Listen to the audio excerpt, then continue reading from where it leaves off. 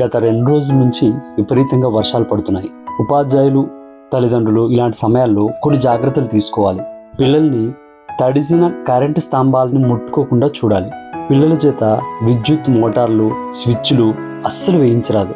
దారికి అడ్డంగా విద్యుత్ వైర్లు కావచ్చు, ఏదైనా వైర్లు కావచ్చు, చూసిన వెంటనే పై అధికారులకు తెలియజేయడం మర్చిపోవద్దు. ఇంట్లో ఉన్న స్విచ్ బోర్డులను తడి చేతులతో ముట్టుకోకుండా చూసుకోవాలి. బయట ఉండే లైట్లు వర్షం నీటికి తడవకుండా ఉండేలా చూసుకోవాలి.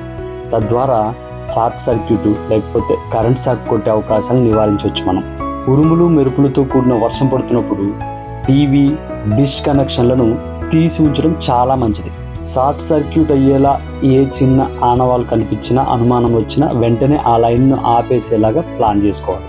కరెంట్ లైన్ కిందన సెల్ ఫోన్తో మాట్లాడేలాగా అస్సలు ప్రయత్నించకూడదు. కరెంట్ లైన్ల మీద ఏదైనా కొమ్మ కానీ, చెట్టు కానీ పడితే దగ్గరలో ఉన్న మీ లైన్ మెన్కి ఇమీడియట్గా తెలియజేయగలరు.